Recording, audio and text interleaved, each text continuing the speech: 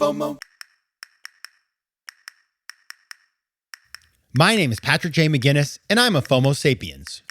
And since you're here, I'm going to bet that you are too. And when you're like us and Monday comes around, you don't dread the new week. No, you wake up every Monday morning knowing that this week might just be the best one yet. This is FOMOnday, the snackable show that starts your week right with hot takes, life hacks, listener mail, and even some FOMO therapy. FOMO. FOMO. Welcome to FOMOnday, the snackable companion to FOMO Sapiens, and of course, the season premiere of FOMO Sapiens, Season 7 is dropping this week. Wow, can you believe it? Happy FOMOnday. I can't. I'm your host, Patrick J. McGinnis, venture capitalist by day, author and podcaster by night, and of course, FOMO Sapiens 24/7. And we are starting Season 7 with a very exciting guest, the one, the only Josh Peck, actor, social media phenom, author, all around really awesome guy. I didn't really know his work before he came on the show. And he's a really interesting person, total growth mindset, really entrepreneurial thinker. And so, that's the thing about it. We're doing our whole season 7 about entrepreneurship. And so you think to yourself, I remember just wondering if people would say, oh, how are you having an actor on as your season launch for entrepreneurship? But the reality is that he is extraordinarily entrepreneurial. And in fact, being a performer and a creative person is super entrepreneurial. There's a lot of overlap. For example, how to think about monetization. That's always important, right? You got to make money.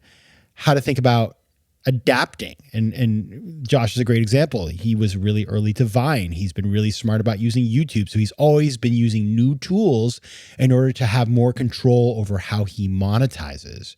He also is really good at looking around corners. And I think that's, every entrepreneur needs to sort of try to have a view on what the future holds, because you can't simply look at the present and expect things to be the same. We all know that, right? After the last couple of years, it's like nothing stays the same anymore. It never did, actually. And then there's this whole area that we talk about in the interview with Josh, and it's about sort of the dealing with the challenges of putting yourself out there.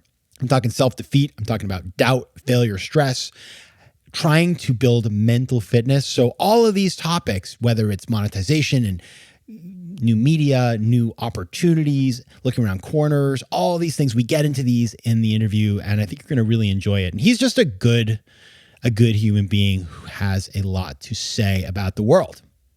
Now, given that we are doing entrepreneurship this season, I do want to focus today on just like big picture entrepreneurial thinking and really how to apply entrepreneurial thinking to all parts of your life, because you don't just, of course, you want to have it at the office.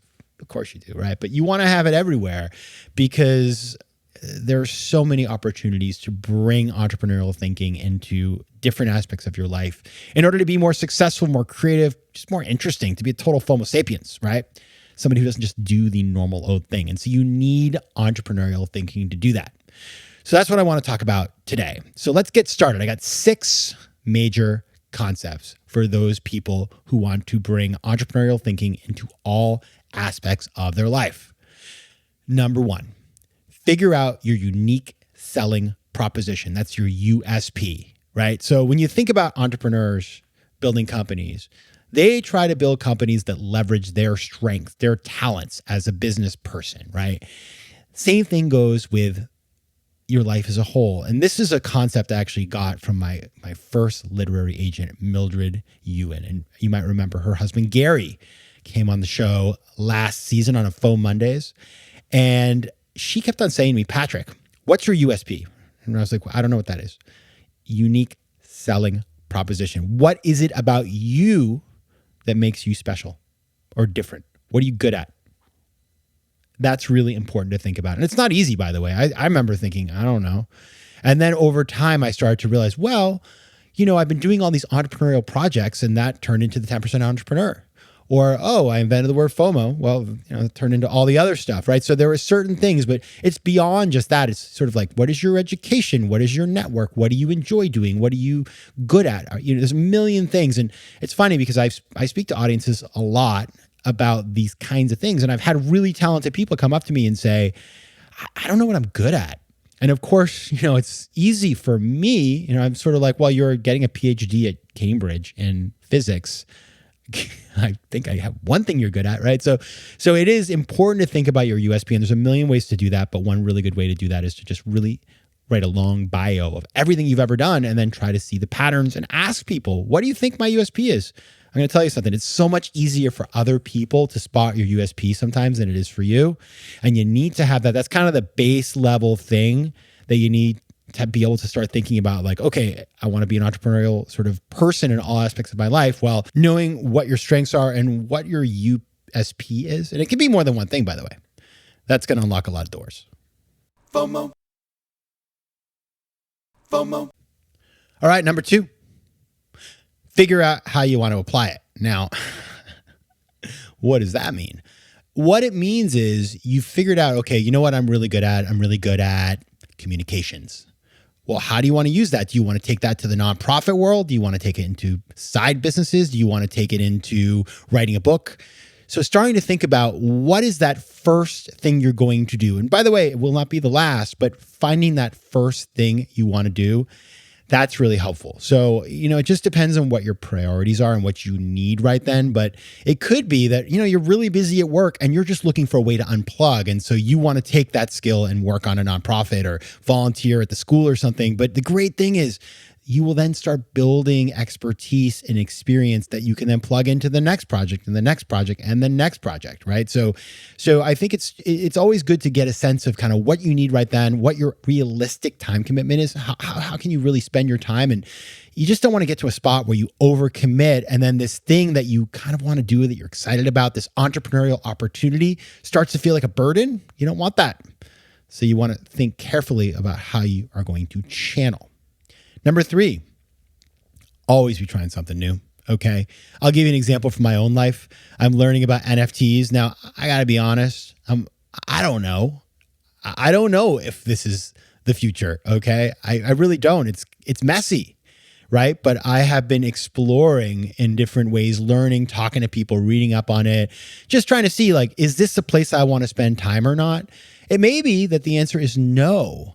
But the great thing is there's no risk, right? And I sort of think about it as, the concept of the 10% entrepreneur, which if you don't know the 10% entrepreneur, just, go back and listen to some of my older shows or check out my book, The 10% Entrepreneur. But I think most of you know what it is. The idea is to try new things all the time, figure out, is this for me? And then if it is, potentially spend more time on it. But it's really low risk. And so I always try to think about things that are a little off the beaten path that I can engage with and get involved with and learn from, and then take that into something that could be a real project. So that's an important part too of kind of figuring out where you want to apply, is that when you do a bunch of 10%, you get more data about what you actually like to do.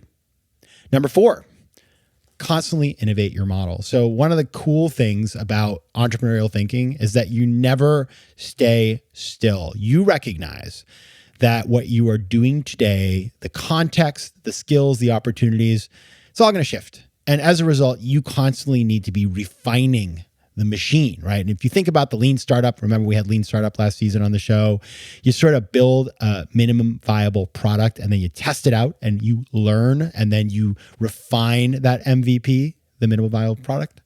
It's what you want to do with your life. So say you're working on NFTs, for example, and you start to realize, wow, this is really cool. Let me make one, okay? Let me put it out, mint it to the blockchain and see what happens. And then it fails. Well, maybe then you just want to take that. Well, you can't take it down. Unfortunately, it's there forever. But you want to say, what did I learn from this? And how can I apply that learning into my next phase of what I'm doing? Or maybe you say, you know what? This isn't for me. I'm moving on to the next thing. Right? Let's do something that is in the physical world, not on the blockchain. Great. I'm going to, get involved in something else. So it's really about understanding the fact that you're constantly evolving and that you're going to use entrepreneurial thinking to make good decisions about how you evolve in the future.